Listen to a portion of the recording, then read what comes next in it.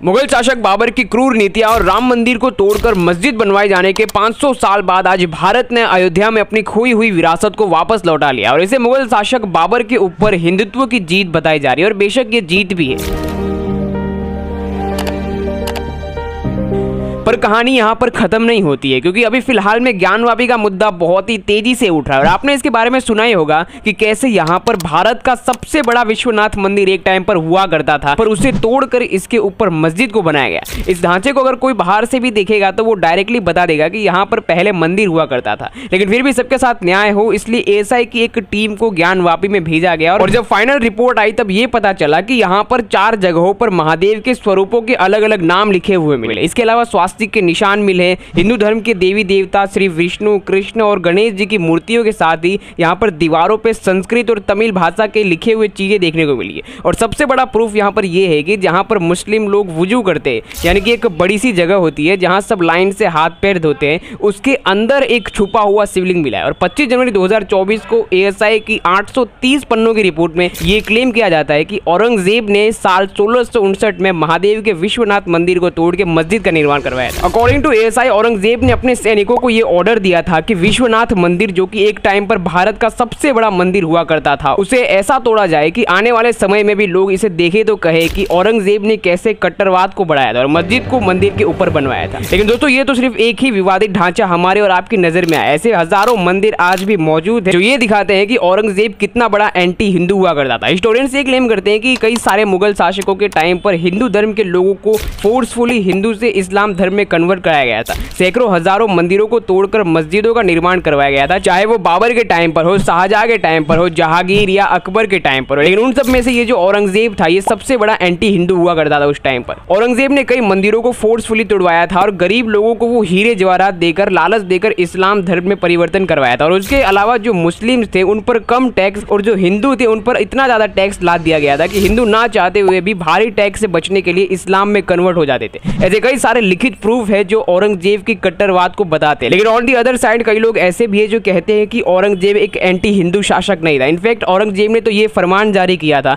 कि बनारस में सारे मंदिरों की रक्षा की जाएगी और बनारस के ब्राह्मणों को कोई कुछ नहीं करेगा। यहाँ पर दोनों तरफ से हिस्टोरियंस के बीच में काफी डिबेट होती है इस चीज की वजह से कि एक तरफ कहा जाता है कि औरंगजेब हिंदू मंदिरों की रक्षा करता था, तो दूसरी तरफ हिस्टोरियंस ये क्लेम करते हैं कि औरंगजेब ने हजारों मंदिरों को तोड़कर मस्जिद का निर्माण कराया। तो यहाँ पर सच कौन बोल रहा है, क्योंकि प्रूफ तो दोनों ही चीजों के। ये प्रूफ भी है कि औरंगजेब ने मंदिरों की रक्षा की थी और प्रूफ ये भी है कि उसने मंदिरों को तोड़वाया था। इतिहासकार बताते हैं कि लोग मुगल शासक औरंगजेब को प्रॉपर तरीके से समझ नहीं पाए। लोगों ने औरंगजेब पर एक कट्टर मुस्लिम का टैग लगा दिया। तो सच यहाँ पर क्या है? क्या सच में औरंगजेब एक हिंदू सपोर्टर था या फिर एक एंटी हिंदू शासक था? सवाल ये है कि अगर औरंगजेब इतना अच्छा था तो उस पर मंदिरों को तोड़ने के इल्जाम क्यों लगे?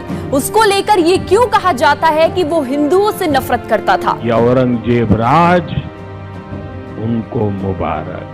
He destroyed many Hindu temples, prohibited religious meats. हम औरंगजेब को सम्मान देंगे या महाराजा रणजीत सिंह को सम्मान देंगे?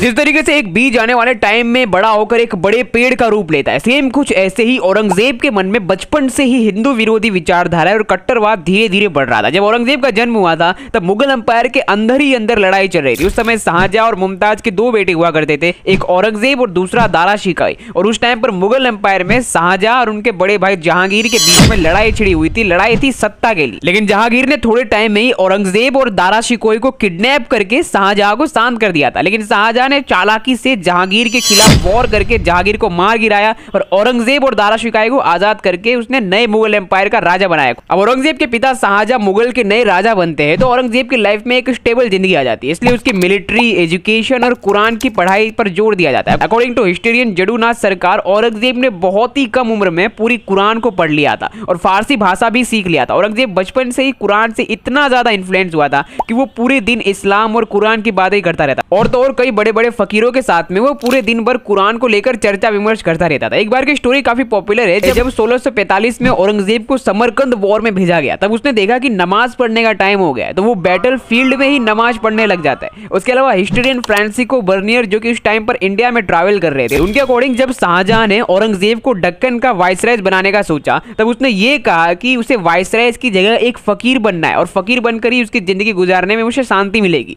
बचपन से ही एक कट्टरवाद विचारधारा औरंगजेब के मन में धीरे धीरे अपनी जगह ले रही थी। औरंगजेब मुगल के बाकी सभी लोगों से एकदम अलग ही था। कम एज में जो भी चीजें इस्लाम में प्रोहिबिटेड बताई गई थी वो उसके हमेशा अगेंस्ट ही रहता था। इसी वजह से औरंगजेब को ना तो पेंटिंग पसंद थी, ना म्यूजिक पसंद था और ना डांस, क्योंकि ये सारी चीजें इस्लाम के अगेंस्ट थे। लेकिन शाहजहां के दूसरे बेटे दारा शिकोही इसके टोटली ही अलग थे। दारा शिकोही को एक सेक्युलरिस्ट माना जाता था और इस्लाम को लेकर इतनी डीप थॉट्स दारा शिकोही के अंदर नहीं थी। दारा शिकोही को फारसी के अलावा संस्कृत भी आती थी और उसने कई सारे वेद और उपनिषद को पढ़ा और उसे संस्कृत से फारसी में ट्रांसलेट भी किया। इसी वजह से औरंगजेब के मन में दारा शिकोही को लेकर काफी ज्यादा हेट देखने को मिलता था। दारा शिकोही औरंगजेब को नमाजी कहकर उसका मजाक उड़ाता था, तो औरंगजेब काफिर कहकर दारा शिकोही का मजाक उड़ाता था। इसके अलावा एक पॉपुलर थ्योरी यहाँ पर बताई जाती है कि दारा शिकोही एक हरे पत्थर वाली अंगूठी पहनता था जिसके एक साइड पर अल्लाह लिखा हुआ था तो दूसरे साइड पर प्रभु लिखा हुआ था। लेकिन जैसे जैसे टाइम बीतता है दारा शिकोही और औरंगजेब के बीच सत्ता और धर्म की लड़ाई बढ़ने लगती। इसी वजह से दारा शिकोही को एक टाइम तक तो औरंगजेब से काफी ज्यादा खतरा भी महसूस होने लगा था। लेकिन एट द एंड साल 1658 में बैटल ऑफ समुग्रह होता है जिसमें औरंगजेब अपने बड़े भाई दारा शिकोही को हरा देता है और दारा शिकोही को फटे हुए कपड़े पहनाकर हाथी पर बैठाकर पूरे शहर में घुमाया जाता है। फिर दारा शिकोही का सिर धड़ से अलग करके औरंगजेब को सौंप दिया जाता है और कहीं ना कहीं दारा शिकोही का ये सेक्युलरिज्म ही और सत्ता ही उनके मौत का कारण बनती है, वो भी अपने भाई औरंगजेब के हाथों से। अब औरंगजेब का कट्टरवाद यहाँ पर बहुत ही प्राइम पर चला गया था क्योंकि अब सत्ता औरंगजेब के हाथ में आ चुकी थी। एक बार इमेजिन करिए कि इस्लाम की कट्टरवाद और सत्ता के लालच के चलते जिसने अपने सेक्युलरिस्ट भाई तक को नहीं छोड़ा था वो हिंदुओं के साथ में क्या क्या करने वाला था। औरंगजेब ने भारत की सत्ता संभाली थी साल 1658 से 1707 तक, यानी 50 सालों तक भारत पर उसने राज किया और इन 50 सालों के पीरियड्स को कई हिस्टोरियंस भारत के हिस्ट्री का एक बिगेस्ट ट्रेजेडी मानते हैं। अकॉर्डिंग टू हिस्टोरियन जड़ूनाथ, औरंगजेब का एक ही एम था कि भारत को एक इस्लामिक कंट्री बनाया जाए। और यही नहीं, आगे वीडियो में मैं आपको औरंगजेब के ऐसे कामों के बारे में बताऊंगा जो ये प्रूव करने के लिए काफी है कि कैसे औरंगजेब के समय में लाखों हिंदुओं को मुस्लिम धर्म में जबरन कन्वर्ट कराया गया। औरंगजेब ने अपने एम के लिए पूरे भारत में शरिया यानी कि एक इस्लामिक लॉ होता है उसे लागू करवा दिया गया था और हर एक स्टेट में एक मुंतासिर को अपॉइंट किया गया था। इस मुंतासिरों का काम क्या होता था, ये देखना कि आम जनता मुस्लिम कानून यानी कि शरिया लॉ के हिसाब से अपनी जिंदगी जी तो रही है या फिर नहीं। यानी कि मुंतासिर देखते थे कि कोई खुलेआम शराब तो नहीं पी रहा या फिर कोई संगीत या फिर नृत्य कला ये सब प्रोग्राम तो नहीं किए जा रहे, क्योंकि ये सारी बेसिकली चीजें जो है वो इस्लाम के अगेंस्ट बताई जाती है। इसलिए औरंगजेब ने अपने टाइम पर नृत्य कला और संगीत पर पूरी तरीके से बैन लगा दिया था। उस समय जो हिंदू होते थे उन्हें होली, दिवाली जैसे त्योहारों पर काफी रोक टोक और रिस्ट्रिक्शन से मनाने के लिए परमिशन दिए जाते थे। ओवरऑल जैसा मैंने स्टार्टिंग में ही कहा था कि औरंगजेब का सिर्फ और सिर्फ एक ही मोटिव था कि भारत को कैसे भी करके एक इस्लामिक कंट्री बनाया जाए। इसी वजह से कई बार औरंगजेब ने हिंदू मंदिरों को तोड़ने का आदेश भी दिया था, जिसमें एक बार औरंगजेब ने पुरी के जगन्नाथ मंदिर को तोड़ने का आदेश दिया था। लेकिन आसपास के जो लोग थे उन्होंने मंदिर के दरवाजे को बंद कर दिया था और मंदिर तोड़ने नहीं दिया था और दरवाजों को औरंगजेब के मरने के बाद ही खोला गया। लेकिन कई बार मंदिरों को जबरन तोड़ा भी गया और आज तक वो ऐसी ही सिचुएशन में, जिसमें से एक काशी विश्वनाथ का मंदिर भी था जिसे आप ज्ञानवापी ढांचे के रूप में जानते हैं। और आपको मैंने स्टार्टिंग में बताया था कि एएसआई ने तक ये प्रूव कर दिया है कि ये मंदिर औरंगजेब के द्वारा तोड़वाया गया था और कई सारे प्रूफ मिले हैं इस ढांचे के अंदर से। लेकिन अब ध्यान से सुनिए, साल 1659 में औरंगजेब ने अपने सैनिकों को आदेश दिया था कि वो काशी विश्वनाथ का मंदिर तोड़कर आलमगीरी मस्जिद बनाएं, जो कि आज ज्ञानवापी ढांचा है। लेकिन इस आदेश के जस्ट एक डिकेड्स पहले साल 1659 में औरंगजेब ने यह भी फरमान जारी किया था कि बनारस के मंदिरों को कोई हाथ नहीं लगाएगा, ब्राह्मणों को कोई कुछ नहीं करेगा। आप कंफ्यूज होंगे कि आखिर यहाँ पर चल क्या रहा है। पहले औरंगजेब ऑर्डर देता है कि नए मंदिर नहीं बनेंगे पर पुराने मंदिरों को तोड़ा नहीं जाएगा, लेकिन उसके जस्ट एक डिकेड बाद वो काशी विश्वनाथ के साथ हजारों मंदिरों को तोड़ने का आदेश देता है। तो इसके पीछे आखिर रीजन क्या है? तो इसके पीछे का रीजन था राजनीतिक विद्रोह। साल 1959 में औरंगजेब को यह खबर मिली थी कि बनारस के पास के जो मंदिर है वहां पर ब्राह्मण जो है उन्हें आसपास के लोगों के द्वारा काफी परेशान किया जा रहा है। इसलिए औरंगजेब ने इस चीज के सॉल्यूशन के लिए एक फरमान जारी किया कि बनारस के ब्राह्मणों को कोई कुछ भी नहीं करेगा और नए मंदिर नहीं बनाए जाएंगे, लेकिन पुराने मंदिरों को तोड़ा नहीं जाएगा। लेकिन इस टाइम पर क्या हो रहा था कि ब्राह्मण के छोटे छोटे ग्रुप औरंगजेब के अगेंस्ट वॉर की प्लानिंग कर रहे थे। शिवाजी महाराज ने लोगों के साथ में प्लानिंग करके औरंगजेब को हराने का फैसला लिया था और उन्होंने सक्सेसफुली मुगल साम्राज्य के सूरत शहर को, जो कि मुगल का सबसे वेल्दीएस्ट शहर हुआ करता था,